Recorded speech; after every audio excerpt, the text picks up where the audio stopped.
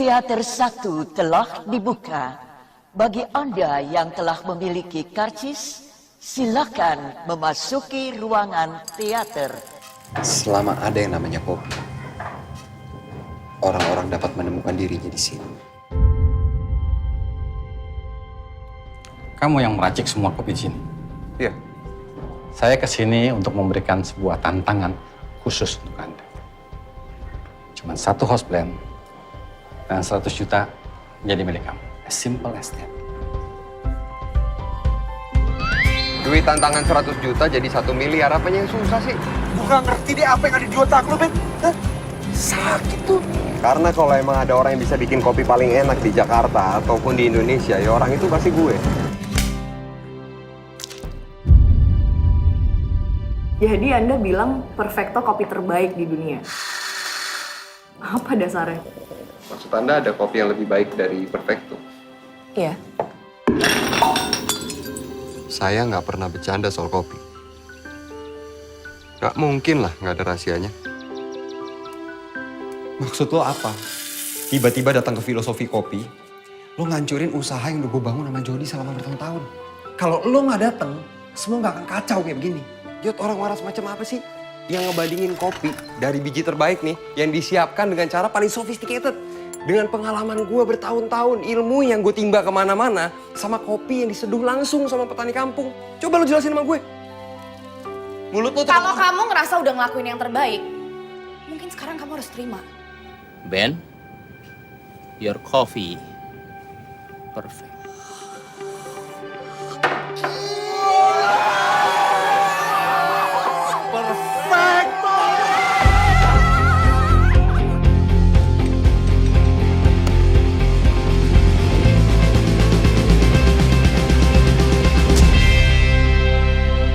Baik, assalamualaikum warahmatullahi wabarakatuh. Semangat pagi. Bagaimana teman-teman kabarnya? Semoga masih dalam lindungan Allah Subhanahu Wa Taala ya, dan semoga kita semua senantiasa diberi kesehatan. Tadi kita sama-sama melihat tentang cuplikan dari filosofi kopi, sebuah film yang dimainkan oleh Rio Dewanto sebagai Jody, kemudian Chico Jericho sebagai Ben pada tahun 2015, yang sama-sama membuka wawasan baru untuk melihat kopi khususnya di Indonesia.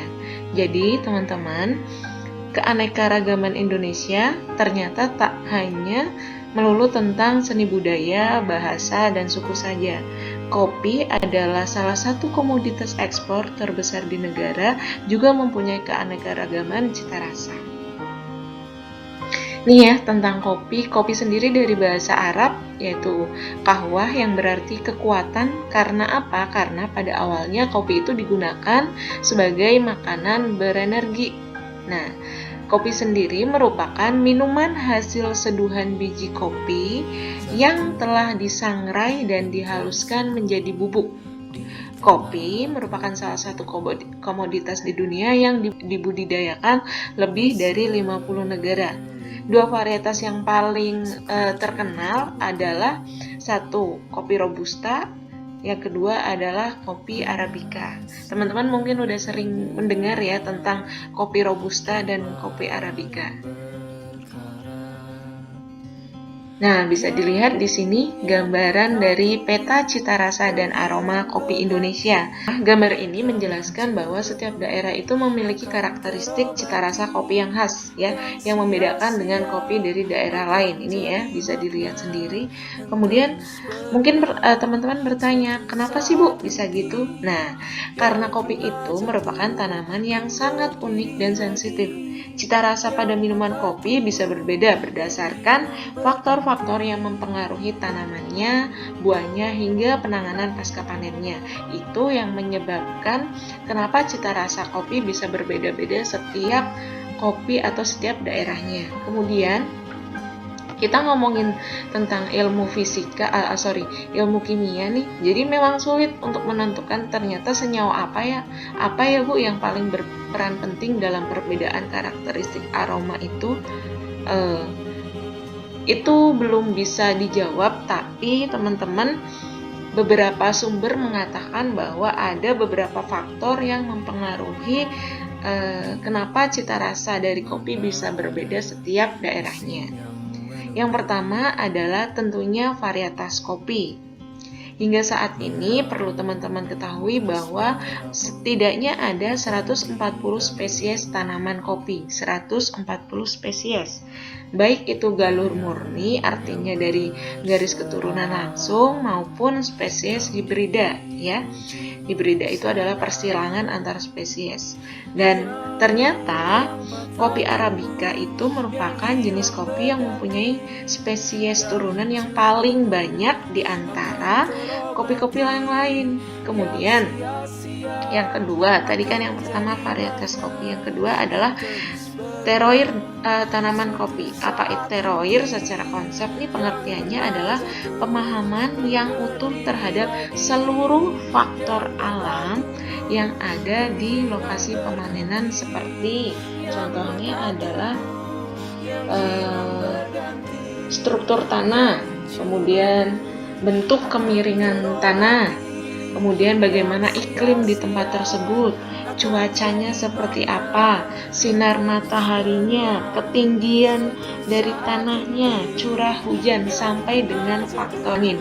Itu adalah pengertian dari teroir. Nah, tentu saja elemen khusus ini khususnya terkait dengan teroir ini yang bertanggung jawab atas cita rasa kopi itu sangat rumit, ya. Tetapi beberapa yang paling penting adalah yang pertama, ketinggian perkebunan di mana kopi itu tumbuh, kemudian iklimnya, jenis tanahnya, mikroba tanah, dan topografi dari tempat penanaman. Itu teroir yang paling penting. Kemudian faktor yang ketiga adalah praktik pertanian dan proses penanganan pasca panen. Nah, seperti halnya buah-buahan yang lain, kopi yang baik berasal dari buah kopi atau biasa kita sebut dengan cherry bean yang dipetik pada waktu matang yang optimal. Jadi, kopi baik dipetik ketika matangnya yang optimal. Masalahnya teman-teman, waktu matang buah kopi itu tidak seragam walaupun dalam satu pohon, ya. Karena itu hasil terbaik buah kopi dipetik oleh tangan dari pemetik kopi yang sudah terlatih untuk memperhatikan tingkat kematangan buah yang sedang dipanen, ya. Setelah itu, cherry kopi akan menjalani proses penanganan pasca panen. Ini terkait dengan proses pasca panennya, ya. Proses ini meliputi penyortiran, pengupasan, fermentasi, hingga pengeringan. Masing-masing petani kopi memiliki teknik penanganan pasca panen yang berbeda. Perbedaan pengolahan pasca panen ini terletak pada proses fermentasinya. Nah, ini juga terkait proses fermentasi juga teramat penting, ya. Yang pertama adalah ada fermentasi ringan atau fermentasi basah. Kalau biasa disebut adalah wash process. Kemudian ada fermentasi medium atau semi wash, ya. Kemudian ada fermentasi tinggi atau dry process. Teknik proses fermentasi ini kemudian mengalami perkembangan. Perlu kalian ketahui bahwa ada istilah honey process, ada wine process. Itu adalah beberapa proses tentang proses fermentasi dari pengolahan kopi. Nah, kesimpulannya apa? Kesimpulannya adalah rasa kopi bisa berbeda. Karena apa? Yang pertama adalah jenis kopi atau varietas kopinya. Kemudian, matang atau tidaknya sewaktu dipanen, proses pengolahannya, sempurna tidaknya proses pengeringannya. Kemudian dua tambahan lagi adalah terkait pasca panen adalah bahan yang dijadikan campuran ketika nanti sudah disajikan, kemudian proses pencampuran dengan krim dan gula. Nah, teman-teman, para penguji atau yang biasa kita sebut dengan coffee grinder itu awalnya akan menilai kualitas kopi dan menentukan harga kopi berdasarkan penampilan biji kopi mentahnya. Setelah itu nanti para penguji ini mengambil sampel untuk disangrai atau dikenal dengan istilah roasting, kemudian digiling, dikenal dengan istilah grinder, dan kemudian diseduh. Si Para penguji ini akan mencicipi aroma dan cita rasanya dengan metode cupping ya. Kemudian dicicip dan ternyata para penguji yang sudah profesional ini bisa membedakan cita rasa dari berbagai jenis kopi hingga proses pengolahan yang dilakukan ya. Nanti jadi berlandaskan tentang ini, para penguji kopi ini bisa mengetahui kualitas kopinya seperti apa dan harganya itu berapa. Ini adalah Coffee Taster Flavor Wheels. Jadi ini adalah alat bantu untuk coffee grinder tadi untuk menilai karakteristik cita rasa kopi ya. Ini dikembangkan oleh Coffee Association of America dan World Coffee Research yang digunakan sebagai alat bantu untuk mewakili gambaran kaleidoskopik yang komprehensif tentang rasa kopi hingga aroma murninya. Itu ya, bisa dilihat di sini. Nah, secara simpelnya adalah seperti ini. Ada taste, ada aromanya seperti apa. Ini digambarkan di sini. Teman-teman, kalau sudah lihat ini pasti bertanya-tanya. Tadi ada Arabica Gayo, ada Lintong, ada Mandailing, kemudian ada Bengkulu. Itu aromanya seperti apa sih? Rasanya seperti apa sih? Apakah menggunakan alat ini? Ya, benar sekali. Jadi kalau bisa dicontohkan di slide yang tadi ya, peta tadi, bahwa Arabica Lintong ini dia mempunyai perpaduan aromanya antara serai, daun sirih, markisa, terong Belanda, kayu manis, dan coklat ya, satu lagi. Kemudian ada juga nih teman-teman tadi Bengkulu Kepahyang, itu mempunyai rasa yang manis, kepahitan yang rendah, manisnya seperti gula merah ya.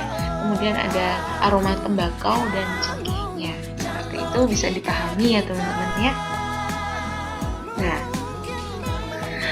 slide selanjutnya adalah menjelaskan tentang bagaimana anatomi dari buah kopi itu sendiri. Bisa dilihat ya gambarnya, kopi atau cherry bean adalah seperti ini. Jadi berdasarkan struktur anatomi buah kopi itu terbagi menjadi dua, teman-teman bisa dicatat. Yang pertama adalah pericarp, yang kedua adalah seed. Pericarp ini merupakan bagian kulit kopi yang memiliki daging buah.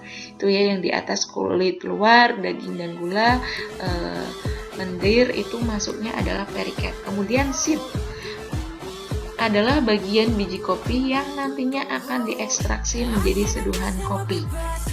Ya, ini adalah green bean, kulit ari, kulit tanduk itu masuknya ke seed. Saya jelaskan lebih lanjut tentang pericarp. Pericarp merupakan bagian terluar dari buah kopi cherry. Ada 3 lapisan, yaitu pertama adalah exocarp atau kulit, mesocarp atau lendir, dan endocarp atau perkamen. Yang pertama adalah exocarp atau kulit. Merupakan lapisan terluar dari buah biji kopi yang terbentuk oleh satu lapisan sel parenkim yang sangat padat. Kemudian lapisan exocarp ini kalau sudah matang warnanya akan berubah menjadi merah. Warna pada kulit buah kopi berasal dari pigmen antosianin yang memberikan warna merah pada saat buah kopi sudah matang. Kemudian kandungan dari exocarp ini adalah yang pertama karbohidrat, kemudian protein, fiber, mineral, dan air. Bagian kedua adalah mesocarp atau lendir, yaitu berbentuk daging buah biji kopi yang berlendir. Yang terakhir adalah endocarp atau perkamen, adalah lapisan paling dalam kulit kopi dan merupakan penutup yang menyelimuti biji kopi. Exocarp ini terbentuk dari 3-7 lapisan sel. Selanjutnya adalah seed atau biji. Yang pertama ya, bisa dilihat teman-teman, adalah kulit ari. Kulit ari atau perisem atau spemodem merupakan bagian terdepan yang melindungi biji kopi dan terbentuk dari nucellus.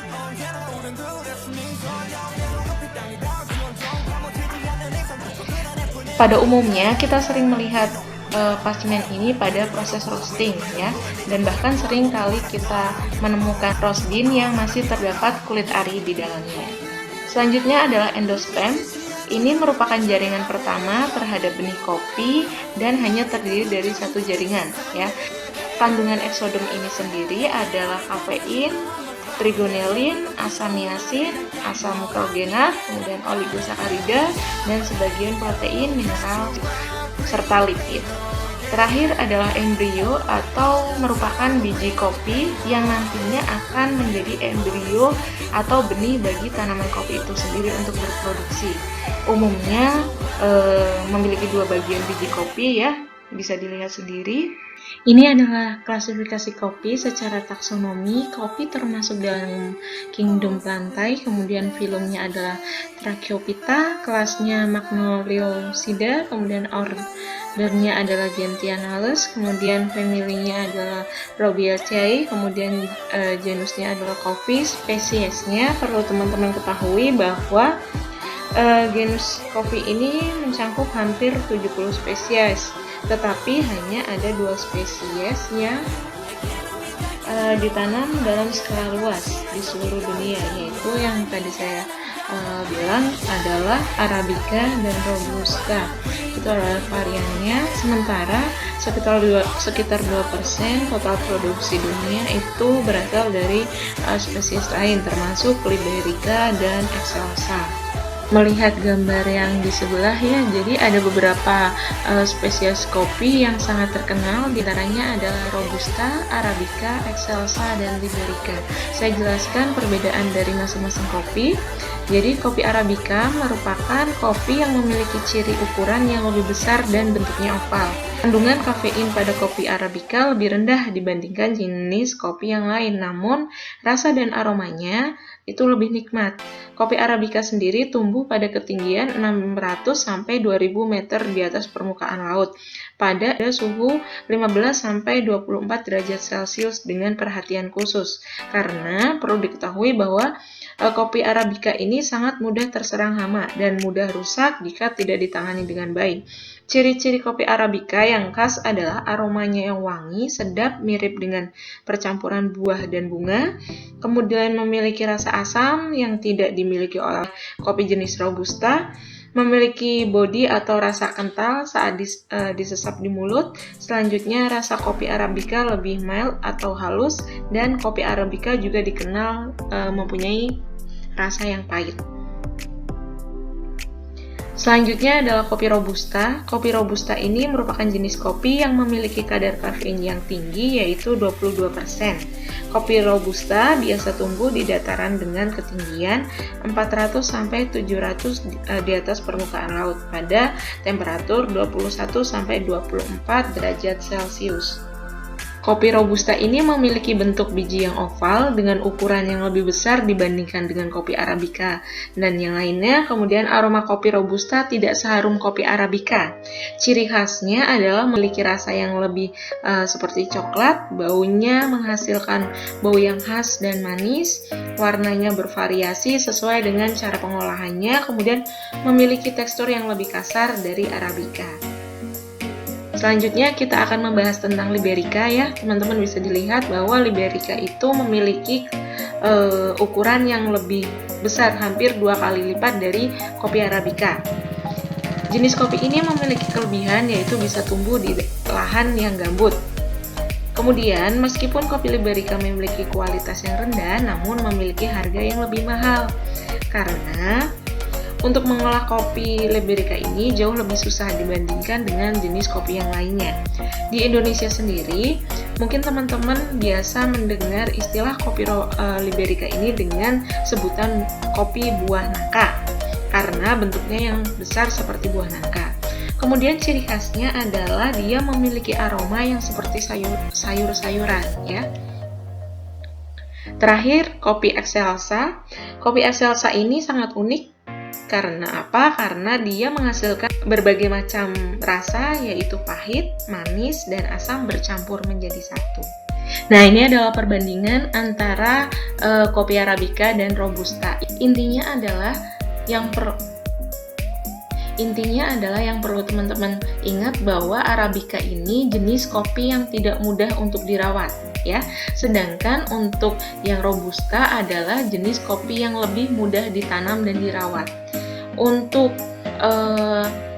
Hal-hal yang perlu diingat dari kopi Arabica yaitu Arabica memiliki kadar kafein 2 kali lebih rendah daripada Robusta, kemudian kadar gula pada kopi Arabica 2 kali lebih tinggi dibandingkan kopi Robusta.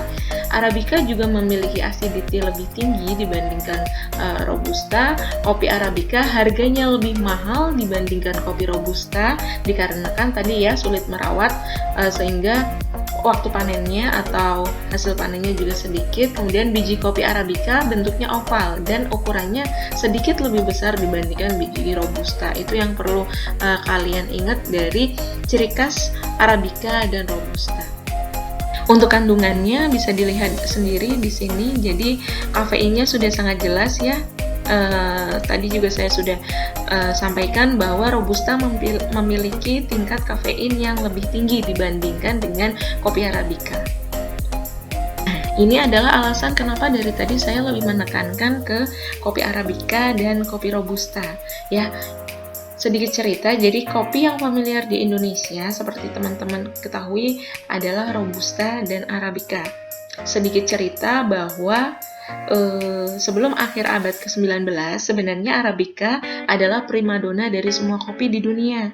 Namun, wabah penyakit karat daun menyerang dan memorak-porandakan perkebunan kopi Arabica, sehingga beberapa negara mulai menggantikan Arabica dengan jenis kopi lain, termasuk di Indonesia pada saat itu yang dibawa oleh pemerintah kolonial Belanda. Kemudian jenis kopi apa yang dibawa? Jenis kopi yang diperkenalkan untuk menggantikan Arabica ini adalah jenis kopi Robusta. Kopi Robusta sendiri sangat tahan hama dan perawatannya mudah, namun kualitasnya memang lebih rendah dari Arabica. Harganya jadi lebih murah dibandingkan dengan Arabica yang masih menjadi dambaan banyak orang pada saat itu. Oleh karena itu Arabica lebih banyak dikembangkan sehingga varietas atau kultivar Arabica lebih beragam ketimbang Robusta. Slide ini memaparkan atau memperlihatkan tentang tabel periodik, tapi bukan tabel periodik kimia, adalah tabel periodik tentang kopi, varietas dari kopi, di mana di sini ada Arabica dan Robusta.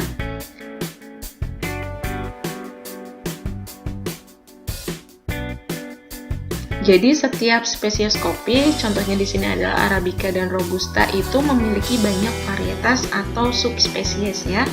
Varietas kopi dapat terjadi karena pertama mutasi alami, kemudian juga bisa karena campur tangan manusia, yaitu dengan budidaya menghasilkan varietas-varietas baru. Saya contohkan di sini adalah subvarietas dari Arabica yaitu Typica. Typica merupakan varietas kopi Arabica tertua dan diklaim menjadi bapak dari kebanyakan varietas yang ada. Konon, Typica dan Bourbon adalah biji kopi utama yang diambil dari Ethiopia dan dibawa ke Yaman. Varietas ini termasuk jenis Arabica yang paling penting dan berkontribusi bagi perkembangan varietas kopi di dunia. Pertama kali diambil dari Yaman dan menyebar ke Malabar, India. Selanjutnya dari India dibawa oleh Belanda ke Indonesia. Masih dari Arabica, saya jelaskan tentang Bourbon. Bourbon ini memiliki buah yang berwarna merah, namun terkadang Bourbon ini mengalami mutasi yang alami, yaitu lahirnya dua varietas baru. Yang pertama adalah Yellow Bourbon dan Orange Bourbon. Yellow Bourbon memiliki rasa yang lebih asam dan lebih halus daripada Bourbon biasa. Sedangkan kalau karakteristik Orange Bourbon adalah gabungan dari Yellow Bourbon dan Bourbon biasa. Selanjutnya saya akan menjelaskan tentang varietas hibrida ya. Varietas hibrida itu merupakan kultivar yang merupakan keturunan langsung dari persilangan dengan jenis atau spesies yang berbeda. Persilangan ini dilakukan untuk menghasilkan varietas unggulan yang memiliki kelebihan dari masing-masing jenis yang disilangkan.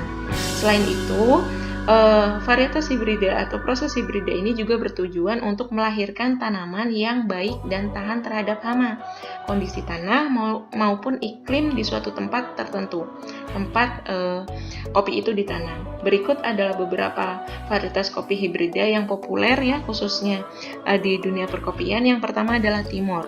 Di tabel periodik ini namanya adalah Hybrido de Timor ya. Varietas Timor atau Hibrido de Timor ini merupakan persilangan antara kopi Arabica dengan kopi Robusta. Masuk persilangan ini adalah menghasilkan kopi yang tahan terhadap penyakit karat daun dan memiliki rasa dan aroma khas seperti kopi Arabica. Selain Timor ini, ada beberapa varietas lain. Contohnya kalau di Indonesia ada Bogor Prada. Contoh lain adalah Katimor, merupakan persilangan dari kopi Katura dan Timor. Sebagaimana tujuan persilangan antar spesies kopi, dimaksudkan Katimor mewarisi sifat baik dari Katura dan Timor. Katimor memiliki ketahanan terhadap hama karat daun seperti varietas Timor, sedangkan kecepatan panennya seperti Katura. Tanaman Katimor ini berukuran kecil, tapi bijinya cukup besar. Ini adalah pohon industri kopi, bisa kalian lihat teman-teman. Jadi mulai dari biji kopi, kulit tanduk, kulit ari, bahkan kulit dan daging buahnya bisa dimanfaatkan untuk segala macam produk. Nah, ada pertanyaan seperti ini, Ibu, kita tadi sudah ngomongin tentang pohon industri. Sebenarnya apa sih perbedaan mendasar mengenai pengolahan kopi secara kering ataupun secara basah? Teman-teman mungkin ada yang sudah familiar dengan pengolahan kopi secara kering dan basah, atau juga masih ada yang pertama kali mendengarkan bahwa istilah pengolahan kopi itu dibedakan menjadi dua, kering dan basah. Nanti saya akan jelaskan lebih lanjut di slide selanjutnya. Pertama adalah pengolahan dengan proses kering. Perlu dijelaskan bahwa proses kering ini lebih sering digunakan untuk biji kopi Robusta. Pertimbangannya adalah karena biji kopi Robusta tidak semahal Arabica. Peralatan yang dipergunakan untuk pengolahan proses kering lebih sederhana dan beban kerjanya lebih sedikit, sehingga bisa memangkas dan menghemat biaya produksi. Tahapan untuk pengolahan biji kopi dengan proses kering bisa dilihat diawali dengan proses pemanenan, sortasi buah, kemudian pengeringan, pengupasan, sortasi biji kopi, diakhiri dengan pengemasan dan penyimpanan. Proses sortasi dilakukan pada kopi yang dipanen. Itu sifatnya adalah sesegera mungkin ya. Kemudian adalah dengan cara memisahkan buah dari kotoran, buah berpenyakit, dan buah cacat. Memisahkan buah yang berwarna merah dengan buah yang berwarna kuning ataupun hijau. Pemisahan buah yang mulus berwarna merah masuk ke kategori superior, sedangkan yang lain masuk ke kategori inferior. Selanjutnya adalah pengeringan buah kopi. Pengeringan buah kopi bisa dilakukan dengan cara penjemuran. Kalau dengan cara penjemuran, idealnya dilakukan dengan ketebalan 4 cm dan melakukan pembolak-balikan 2 kali dalam 1 hari. Biasanya proses penjemuran dengan sinar matahari ini menghabiskan waktu 2 minggu. Kemudian patokannya adalah biji kopi dikatakan kering ketika kadar airnya 15%. Ya, kalau masih lebih dari 15% bisa dilakukan proses penjemuran ulang. Next adalah pengupasan. Pengupasan itu adalah pengupasan kulit buah dan kulit tanduk. Tadi sudah dipelajari bersamanya tentang anatomi dari biji kopi. Jadi buah kopi yang telah dikeringkan siap untuk dikupas kulit buah dan kulit tanduknya. Kemudian usahakan kadar airnya tetap 15%. Karena apa? Karena apabila kadar air lebih dari 15% maka akan sulit dikupas. Tapi kalau berisikonya lagi adalah si biji itu bisa pecah biji.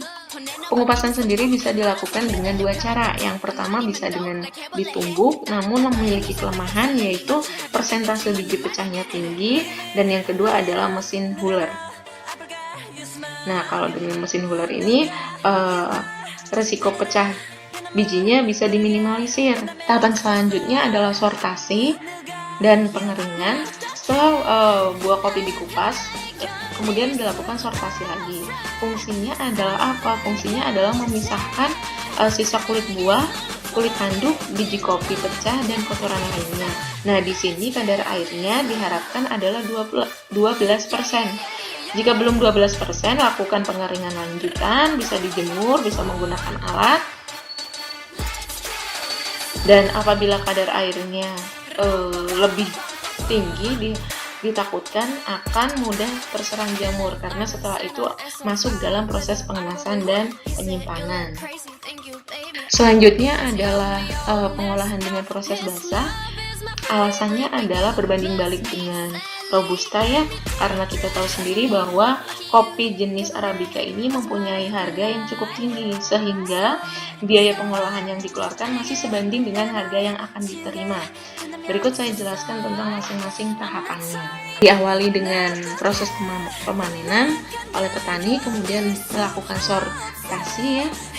Sortasinya sama seperti tadi proses kering, di mana dibedakan menjadi superior dan inferior berdasarkan warna dan lain-lainnya. Kemudian tahapan selanjutnya adalah pengupasan kulit buah. Disarankan dengan bantuan mesin pengupas ya. Terdapat dua jenis mesin pengupas. Yang pertama adalah yang diputar manual, kemudian ada juga yang bertenaga mesin. Selama pengupasan ini aliran air secara terus-menerus harus dimasukkan ke dalam mesin untuk membantu proses pengupasan. Hasilnya adalah dari proses sortasi ini, dari hasil pengupasan kulit buah ini diperoleh biji kopi HS. Ya, itu merupakan biji kopi yang masih memiliki kulit tanduk.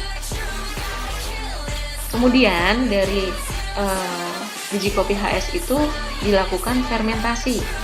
Nah, proses fermentasi pada biji kopi itu ada dua. Yang pertama adalah dengan merendam biji kopi dalam air bersih. Kemudian cara yang kedua adalah menumpuk biji kopi basah dalam bak semen atau bak kayu. Kemudian atasnya ditutup karung goni dan si goni itu selalu dibasahi.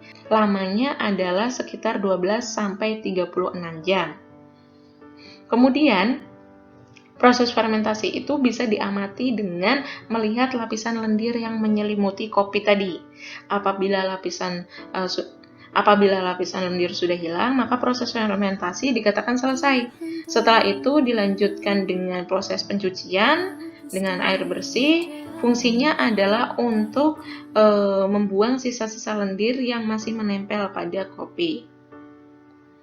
Setelah dicuci, biji kopi HS itu dikeringkan dan dijemur, bisa menggunakan sinar matahari, bisa menggunakan mesin. Yang utamanya adalah kadar air dalam proses ini diharapkan 12%. Karena apa? Kadar air tersebut merupakan kadar air kesetimbangan agar biji kopi yang dihasilkan stabil dan tidak mudah berubah rasanya dan tahan terhadap serangan jamur. Selanjutnya adalah pengupasan kulit tanduk. Biji kopi HS mencapai kadar air 12% tadi. Kupas kulit tanduk yang menyeliputi biji. Pengupasan biji ini bisa ditumbuk atau dengan bantuan mesin tadi, sama dengan yang kering dengan menggunakan huler. Hasil pengupasan pada proses ini, kalau tadi dikenal istilah biji HS, kalau yang pengupasan kulit tanduk dikenal dengan biji kopi beras atau green bean ya. Selanjutnya adalah proses sortasi akhir biji kopi. Setelah dihasilkan biji kopi beras atau green bean, lakukan sortasi akhir. Tujuannya adalah apa? Untuk memisahkan kotoran dan biji pecah. Selanjutnya, biji kopi dikemas dan disimpan sebelum didistribusikan.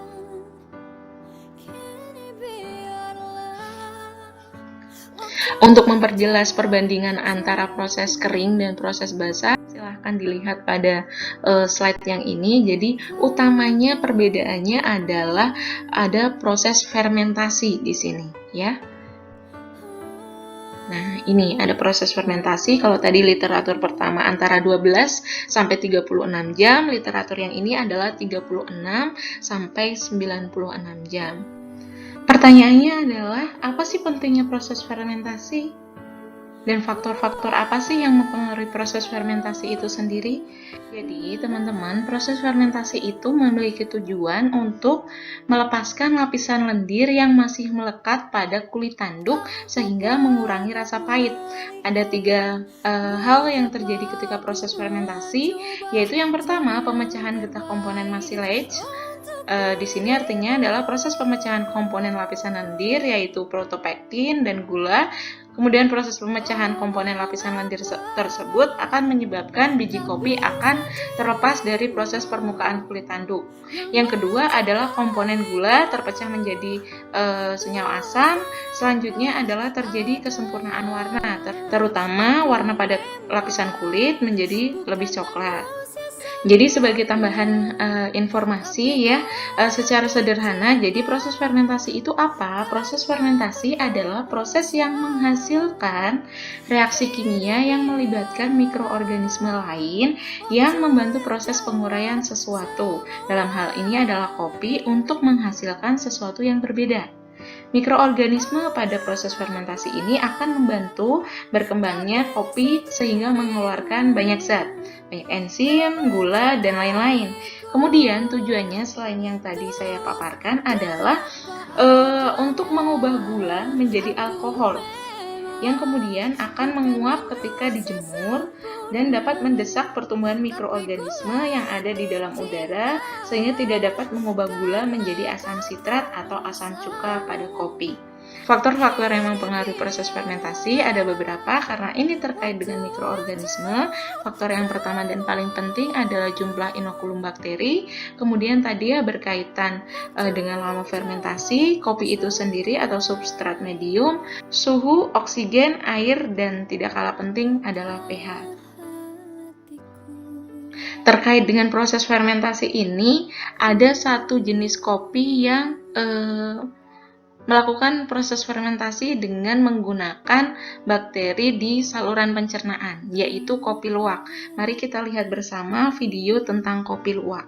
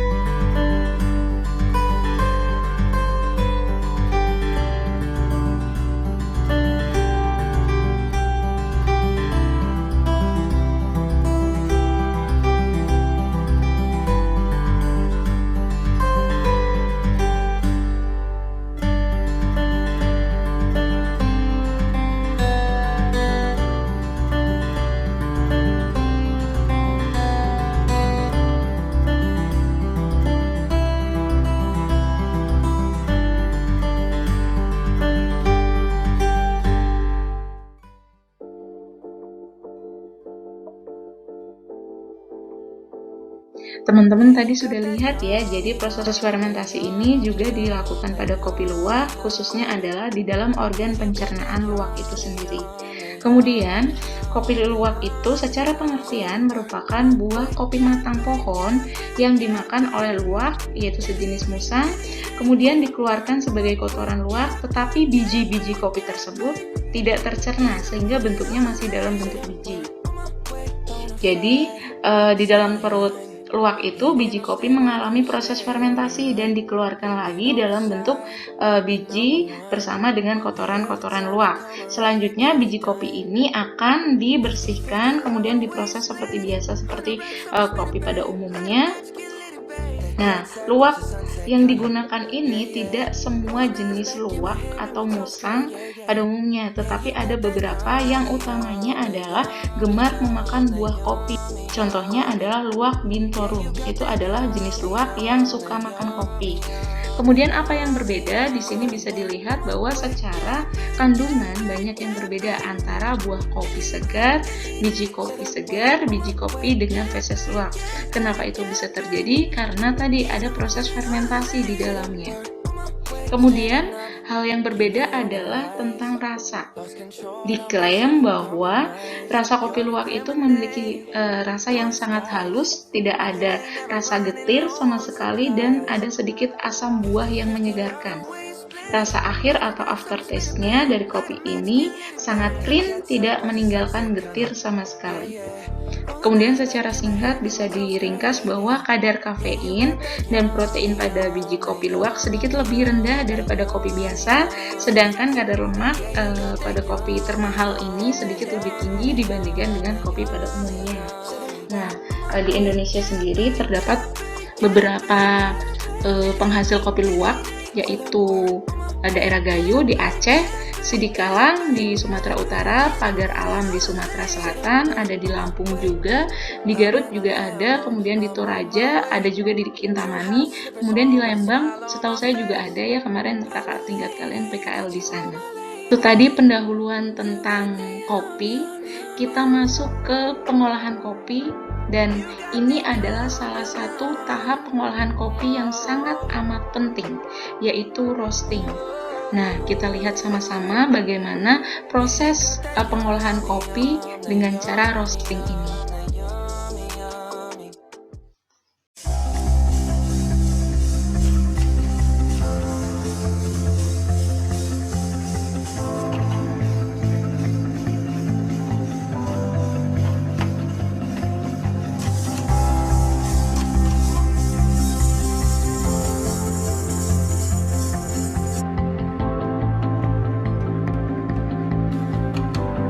Halo, selamat pagi. Perkenalkan, nama saya Muhammad Oni Triyono atau akrabnya dipanggil Mod. Saya barista dan juga coffee roaster di coffeetalk.id. Ini saya barusan selesai roasting kopi Piberi Kayu Mas dari Jember. Dan dalam video ini, kali ini saya akan sharing tentang roasting kopi atau menyangrai kopi.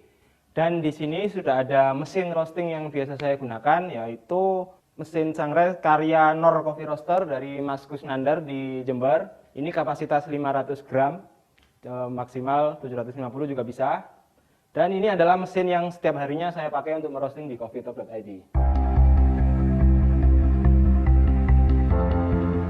Jadi yang pertama, apa itu coffee roasting atau menyangrai kopi? Menyangrai kopi adalah proses pemanasan atau perubahan yang dilalui oleh green bean sebelum bisa diseduh. Dan pada proses coffee roasting ini akan dimunculkan mulai dari aroma, rasa, flavor, karakter, aftertaste, dan segala macam dari si kopinya itu sendiri. Dan mengapa biji kopi harus di roasting? Nah, itu karena supaya kita bisa menikmati segala macam karakter yang ada di kopi itu sendiri. Karena kalau kita menikmati dari green bean, rasanya seperti menikmati kacang saja. Apalagi kalau green bean ini direbus saja. Rasanya akan sedikit aneh, bahkan seperti sayuran. Jadi mengapa kopi itu harus di roasting? Karena pada proses ini adalah penentu di munculnya semua rasa yang ada pada kopi. Jadi sebelum di roasting, kopi berupa green bean, karakternya belum muncul sepenuhnya, tapi dalam proses roasting ini semua akan dimunculkan mulai dari rasa atau flavor, aroma, karakter, body, aftertaste, dan semuanya dimunculkan pada proses ini.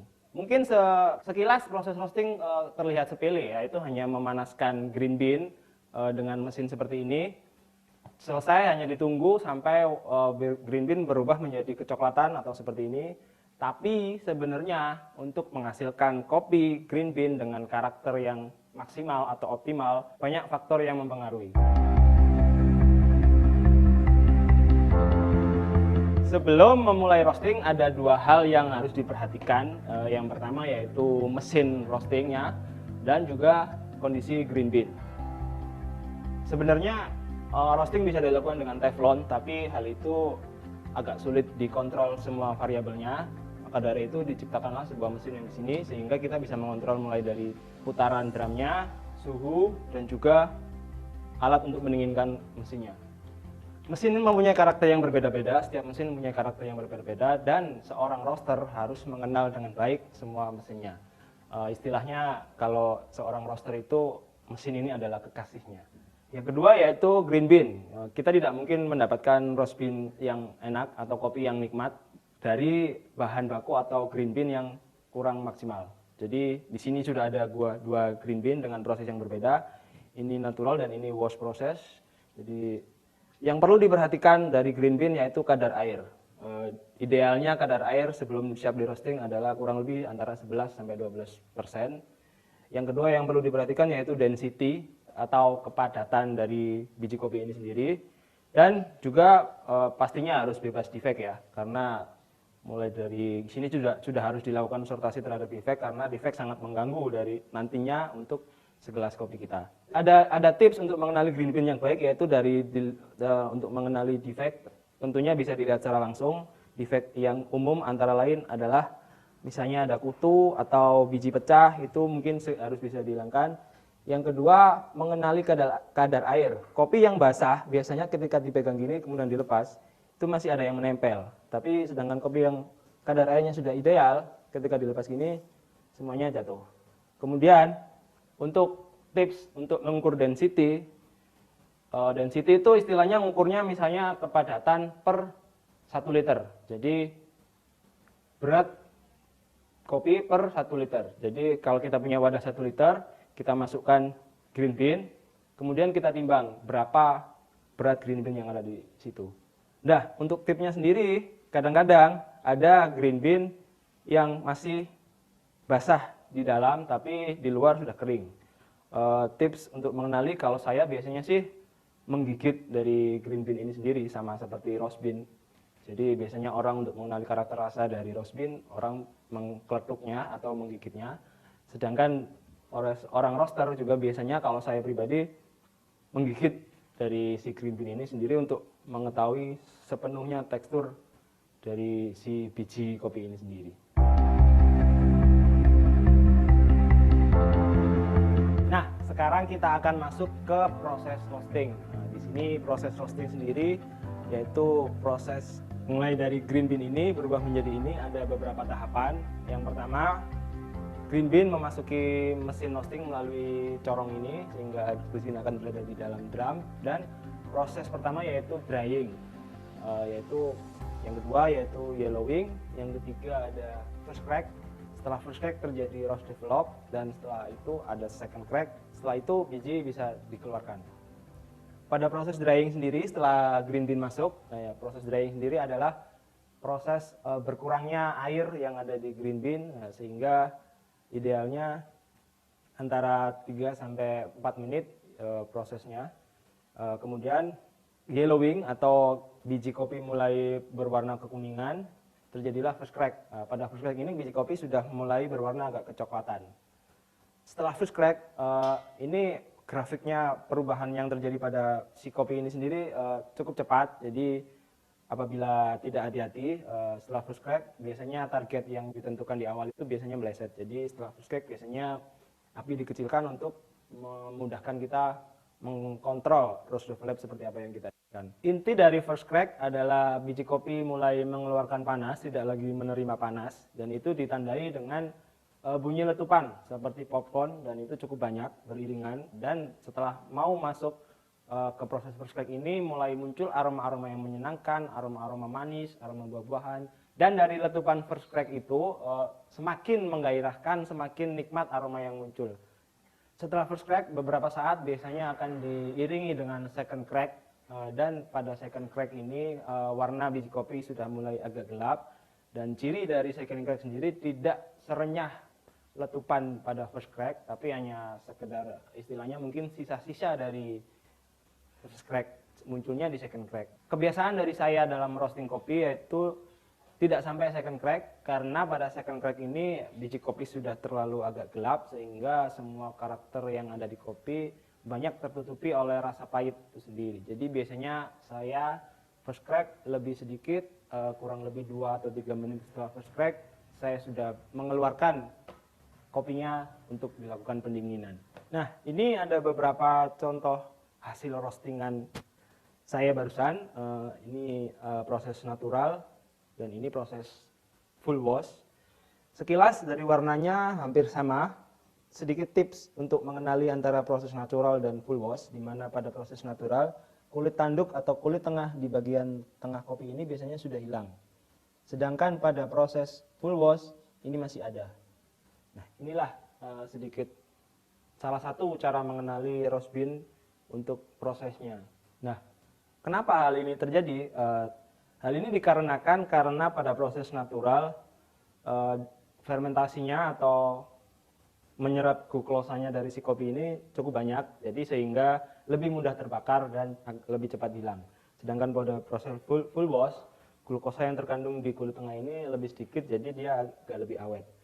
Tapi itu hanya berlaku secara umum ya, nggak semua kopi seperti itu, karena setiap kopi juga punya perbedaan tersendiri-sendiri, dan juga setiap roaster juga punya style sendiri-sendiri dalam merosting kopinya. Jadi itulah mengapa seorang roaster mempunyai tanggung jawab yang sangat besar ya, karena di tangan roaster kopi diubah dari green bean yang tanpa rasa menjadi roast bean yang siap seduh, yang akan menghasilkan berbagai macam rasa yang sangat nikmat. Dan tentunya ketika terjadi kegagalan roasting, tentunya hasil yang dihasilkan tidak akan sempurna, atau bahkan tidak jarang seorang roaster yang masih awal-awal menghabiskan berkilo-kilo green bean untuk menemukan settingan yang pas atau hasil roasting yang pas dari roast bean itu sendiri. Nah, itu tadi sedikit sharing saya tentang roasting secara umum atau secara general. Dan sebenarnya masih banyak sekali yang bisa diulik dari roasting, mulai dari level roasting seperti medium, light, atau dark, mulai dari si mesinnya sendiri, suhu masuk di berapa, turning point-nya berapa, drum spin di berapa, dan juga teknik roastingnya sendiri seperti slow roast atau fast roast, dan kompensasi dari masing-masing variabel yang bisa diulik. Dan tenang saja, semua itu nanti akan saya bahas di video-video selanjutnya. Jadi sampai di sini dulu video kali ini, saya mau lanjut roasting lagi. Dadah!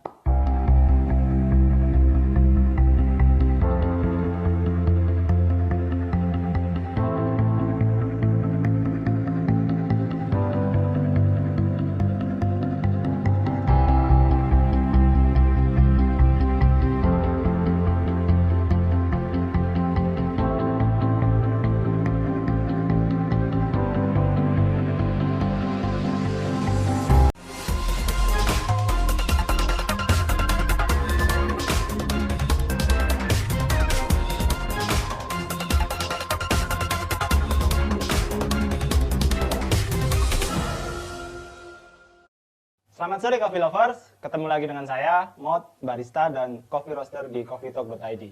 Coffeetalk.id adalah coffee dan media sharing. Di sini kalian bisa ngopi-ngopi karena di sini ada kedai kopi. Kalian juga bisa membeli roast bean, dan kami juga mengerjakan media sharing yang berisi konten-konten video tentang kopi tentunya. Nah, beberapa saat yang lalu kami sempat membuat video sharing tentang coffee roasting secara general. Dan kali ini saya akan sharing apa itu level roasting.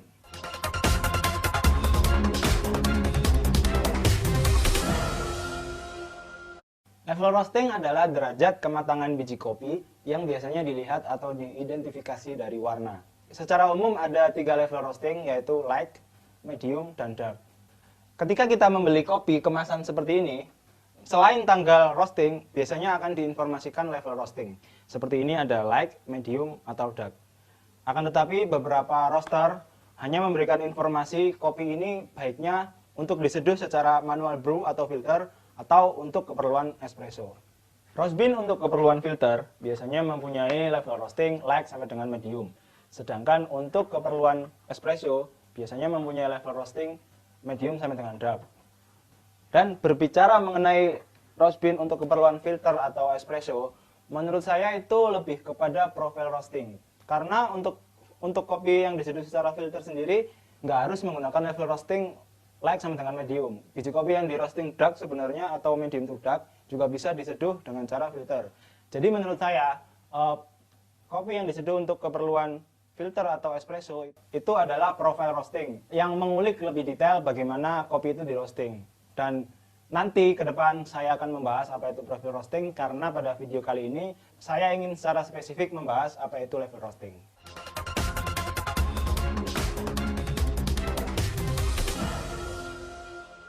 Seperti yang sudah saya sampaikan sebelumnya, bahwa secara umum level roasting itu ada 3 macam, yaitu light, medium, dan dark. Untuk level roasting light ditandai dengan warna biji kopi yang masih coklat muda seperti ini.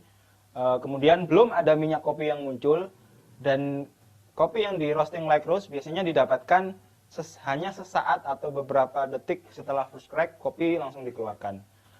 Yang kedua adalah level roasting medium. Dia lebih coklat daripada light, yang pasti lebih ke coklat tua. Sudah muncul beberapa minyak kopi, tapi nggak seluruhnya, hanya sedikit. Dan yang terakhir yaitu dark, di mana kopi sudah berwarna benar-benar hitam. Dan kopi ini di roasting sudah melewati second crack. Untuk yang medium tadi, belum mencapai second crack, kopi sudah dikeluarkan. Biasanya kalau saya pribadi berkisar antara 1 menit sampai 2 menit setelah first crack, baru kopi saya keluarkan. Dan itu akan menghasilkan kopi dengan level roasting medium.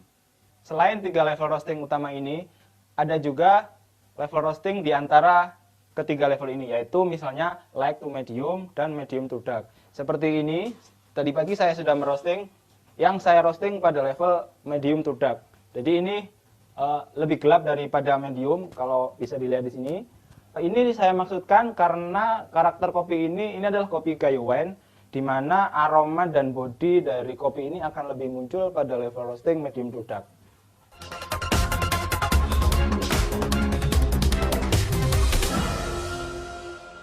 Level roasting sangat-sangat berpengaruh kepada karakter rasa dari si kopi itu sendiri.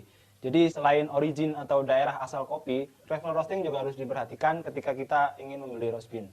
Yang pertama, level roasting light atau light roast mempunyai karakter rasa yang ringan, bodinya sangat-sangat ringan.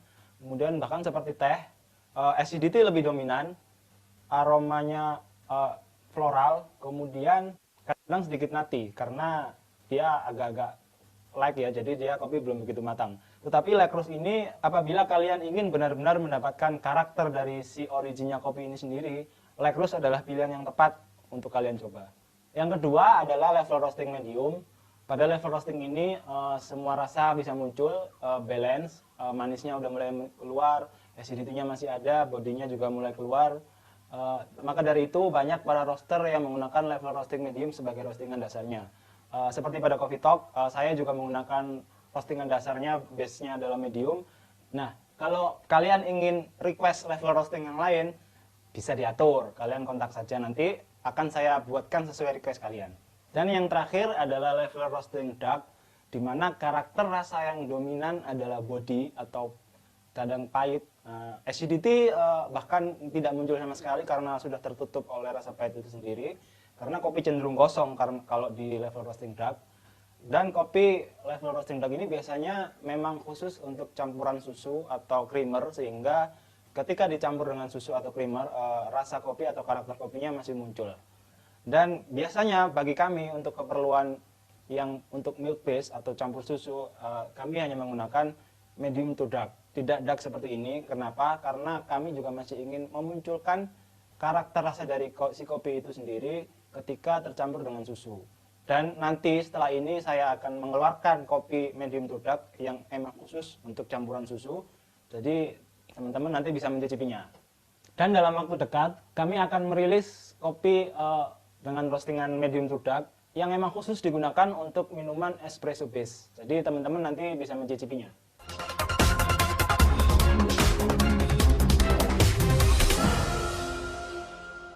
Berbicara tentang kopi, pastinya sangat identik dengan kafein. Jadi apakah level roasting berpengaruh kepada kadar kafein? Ya, itu sangat berpengaruh.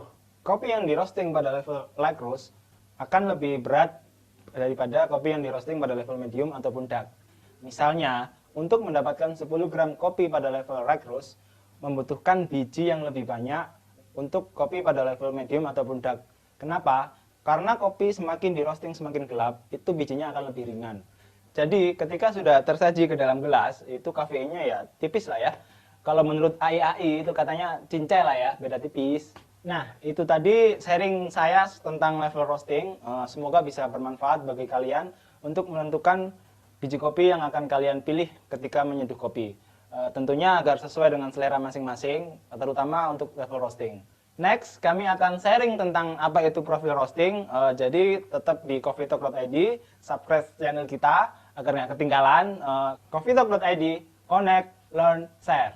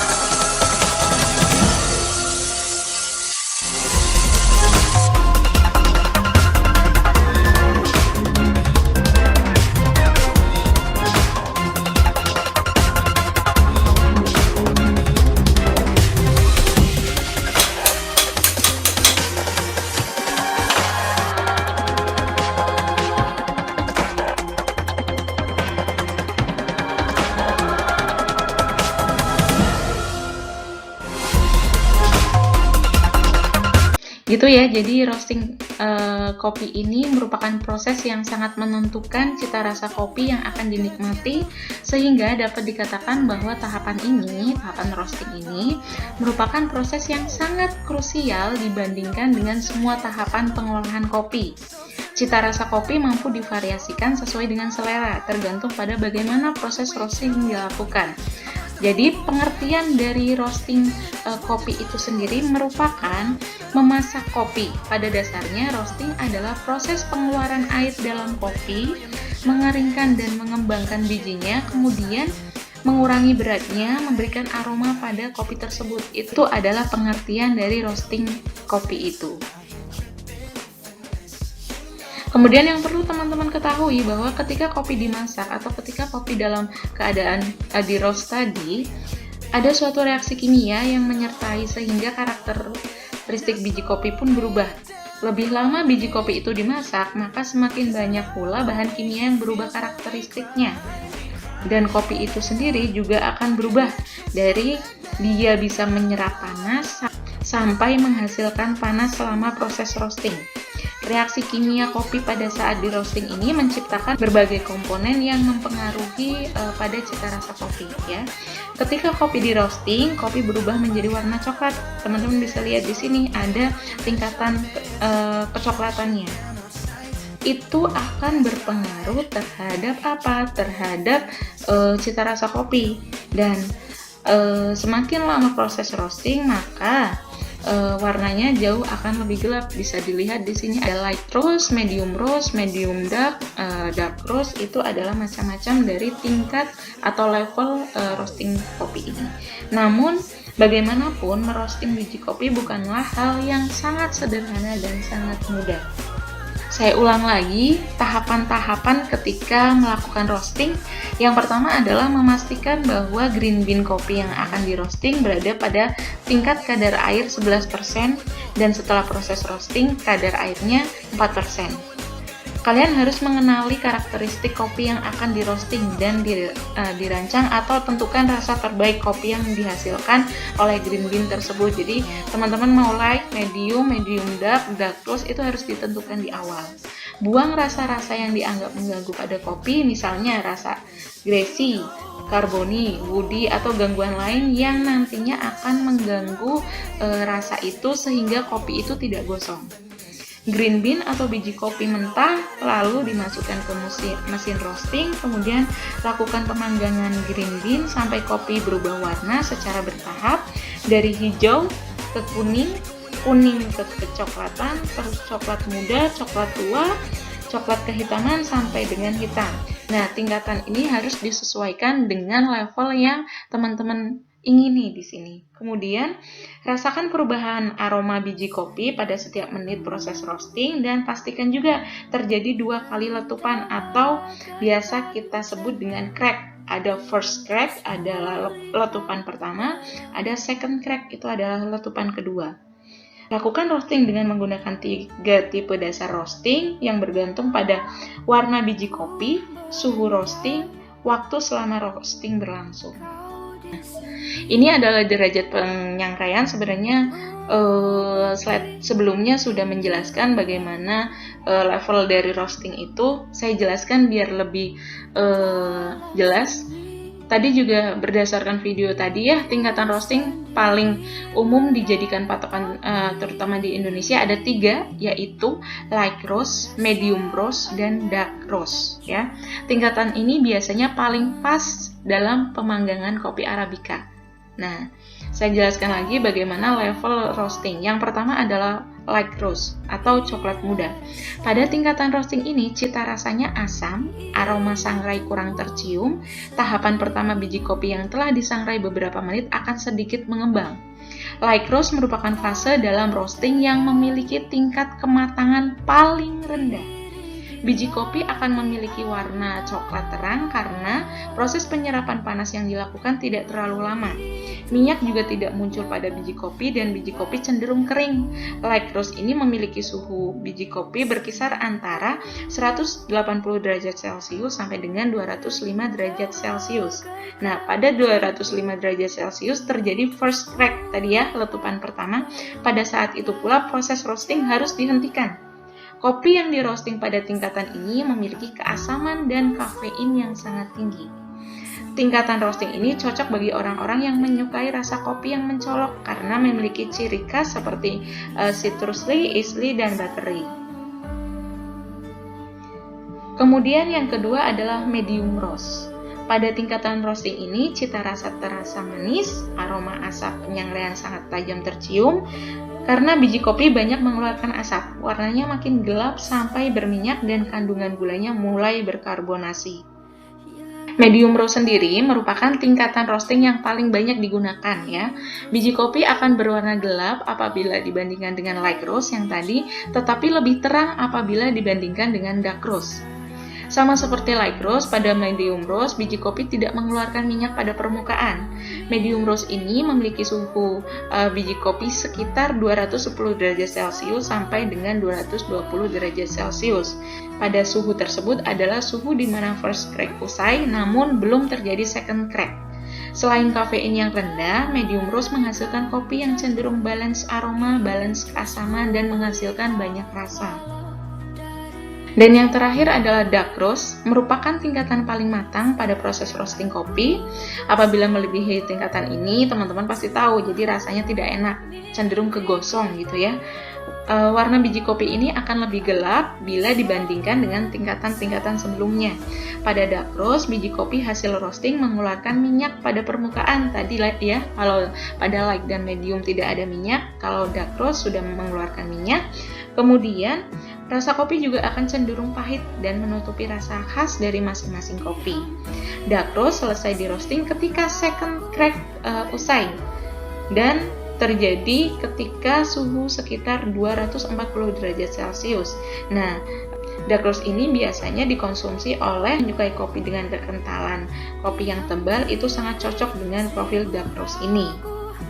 Ini adalah beberapa warna berdasarkan derajat roasting, di mana nama-namanya ada light, cinnamon, medium, high, city, full city, fresh, dan Italian. Menjelaskan satu di antaranya adalah cinnamon roast. Ini adalah level pertama dari roasting. Level light roast berada pada waktu beberapa menit sebelum first crack. Roasting pada level ini akan menghasilkan cita rasa kopi dengan rasa asam yang tinggi dan tajam. Itu kalau cinnamon, ya. Ada lagi di luar yang ditampilkan di sini ada New England roast. Itu memiliki acidity yang masih mendominasi, warnanya coklat. Dia berhenti pada saat first crack, ya. Kemudian ada American roast, ya. Ini agak sulit untuk membedakan warna American roast dengan New England roast karena beda tipis ya. Roasting jenis ini akan menghasilkan rasa yang lebih balance antara acidity dan bitternya. Aromanya juga akan lebih tercium, ya. Di situ ada city.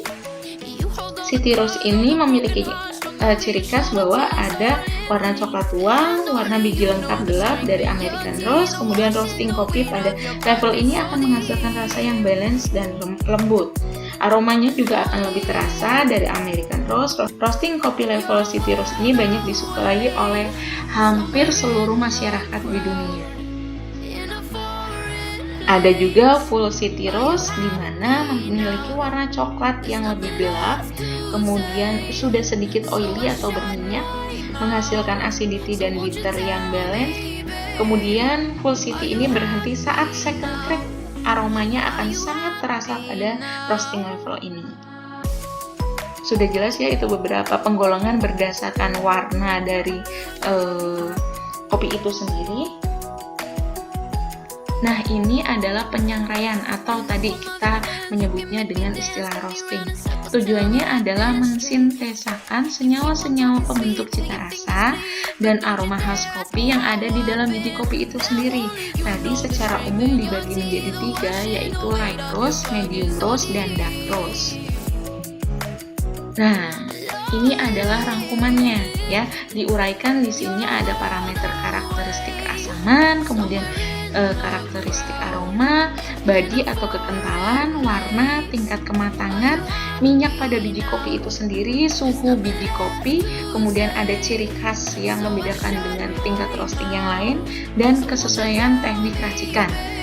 Ada tingkatan roastingnya, ada light, medium, dan dark. Silahkan dibaca untuk lebih lanjutnya.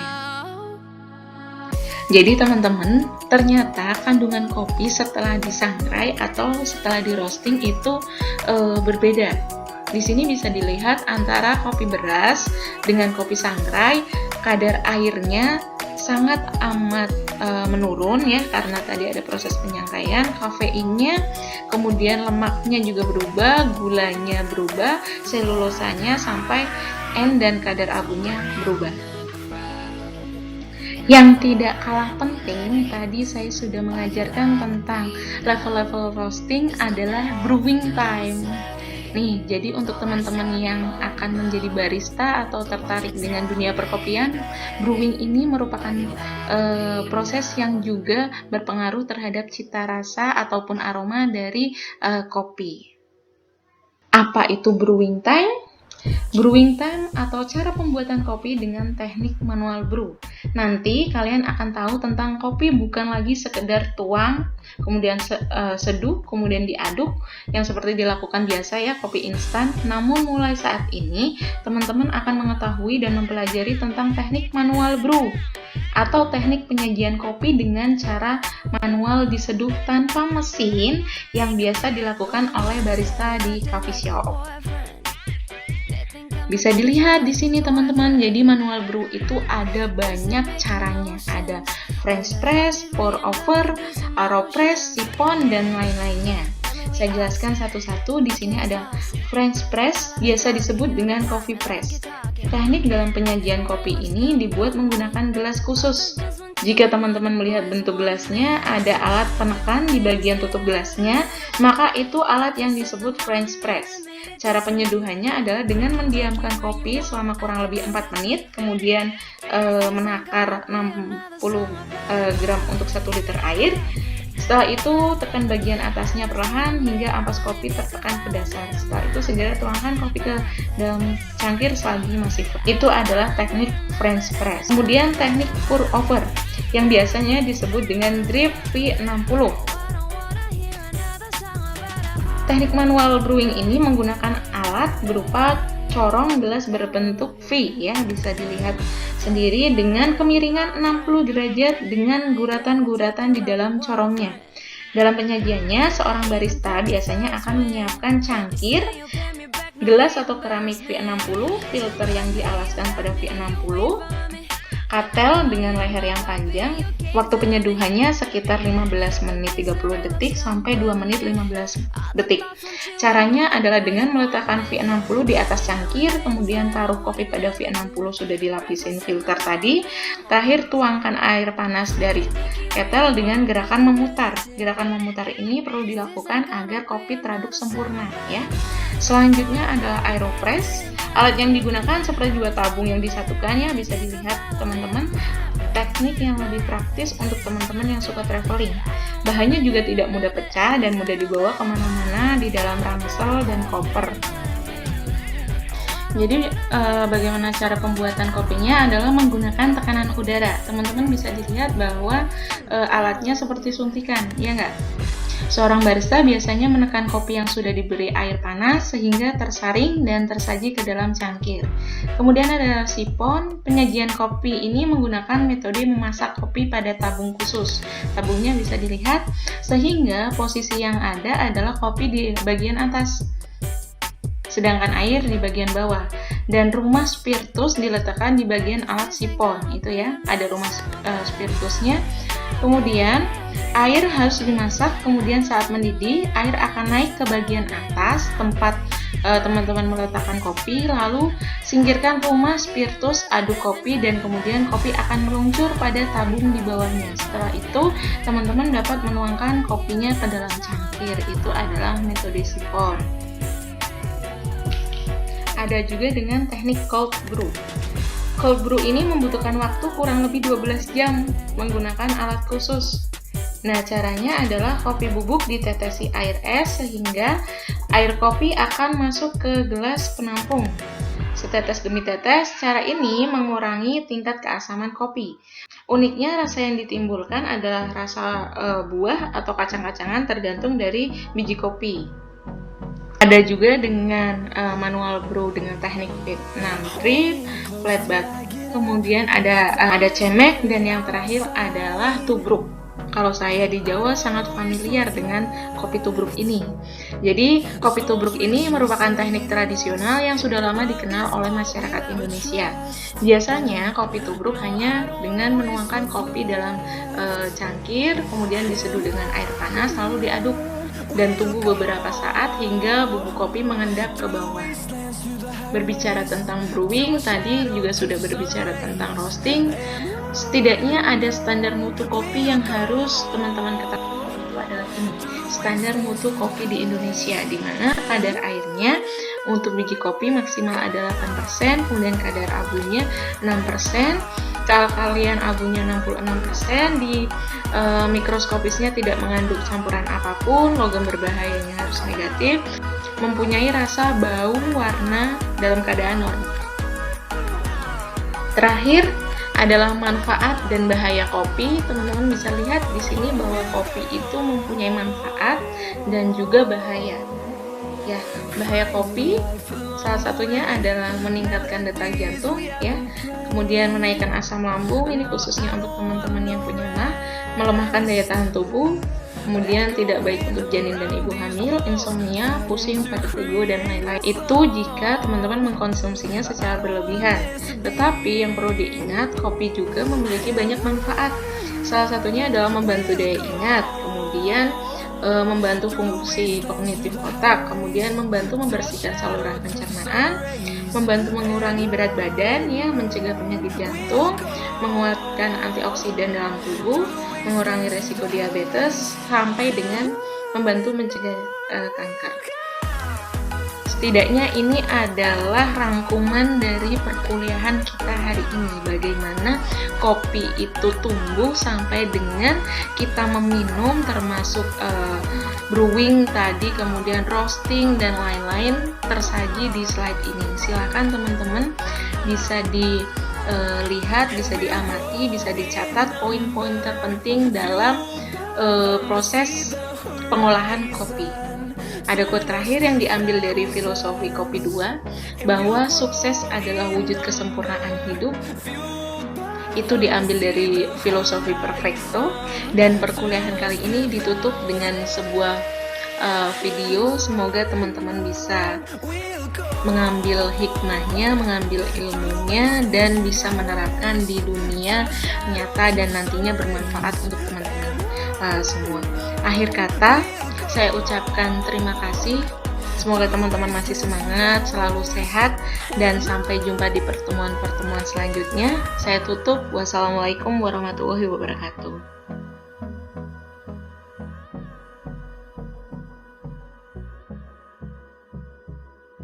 Nama gue David, gue barista di sebuah kafe.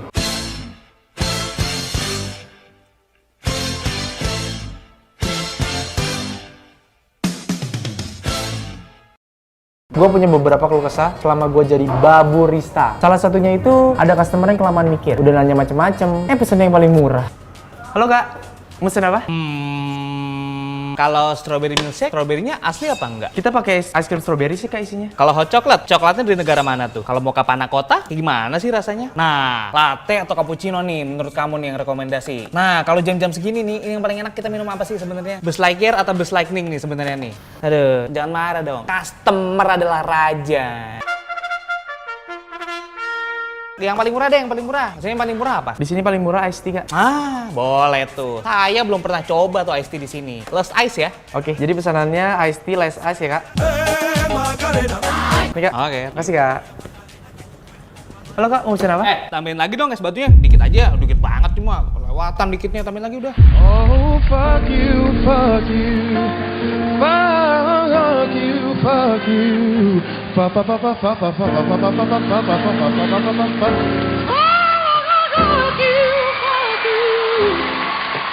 Jadi barista itu harus selalu senyum, bagaimanapun keadaannya. Silakan Kak. Mau pesen ice caramel macchiato. Maksudnya macchiato kali Kak? Oh, macchiato ya. Macchiato. Satu lagi coklat. Coklat kali ya. Kopinya di cave aja. Terus susunya non fat. Soalnya lagi diet. Oke. Terus pesan cake yang krim. Dah. Soalnya lagi diet. Dah.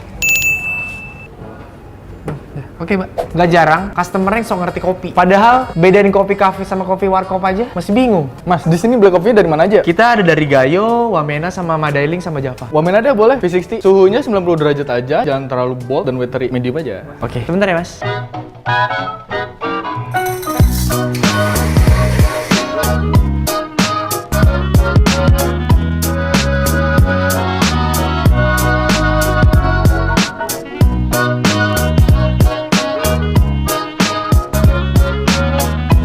Mas, kopinya udah jadi. Ini kopi apaan sih Mas? Pasnya ke kopi saset? Masa sih Mas? Coba saya cobain. Biasa kok Mas ini. Masa sih? Serius? Enggak, ganti. Ganti nih. Iya, ganti. Gua kasih kopi saset beneran aja kalau kayak gini Mas. Uhuy. Mas, kopinya spesial buat Mas doang nih, nomor 1 di dunia nih. Nah, ini bikin gue melek nih. Nah, lotot kan tuh, no. Thank you ya. Oke. Damn, it feels good to be a gangster. Udah sosokan ya kan, pesen ini itu. Ya gue sih oke aja. Tapi endingnya Mas, V60 ya? V60 Ini Mas, kopinya 15 gram ya? 15 gram. Suhunya 92 derajat. 92 derajat. Grindingnya itu agak lebih dihalusin dikit. Siap. Oh iya, gulanya dipisah. Gula. V60 ya? Kopinya 15 gram, 92 derajat. Grindingnya itu agak lebih dihalusin dikit. Gulanya dipisah ya? Gula. Karena menurut barista, buat apa lo request segala macem, tapi akhirnya dipakein gula. Jadi beneran kayak kopi saset kan? Kenapa nggak order iced tea aja dari awal? Customer adalah raja. Yang paling sering terjadi itu, customer nggak pernah ke coffee shop dan bener-bener nggak tahu nama minuman kopi. Yang dia pesen ya, yang sering dia denger aja namanya. Silakan Kak, mau pesen apa? Ini aja espresso. Oke, sebentar ya Kak.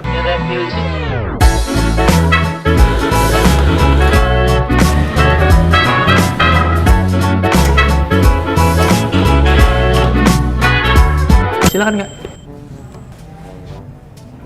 Ada lagi tambahannya Kak? Ini sampel ya? Pahit banget sih. Espressonya masih lama nggak Mas? Espresso masih lama banget Kak. Nunggu lebaran haji tahun 2020.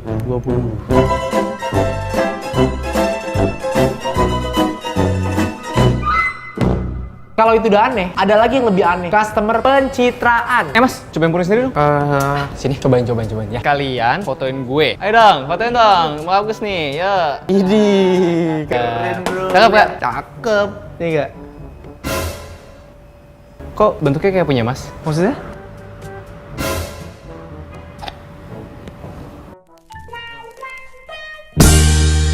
I've been really trying,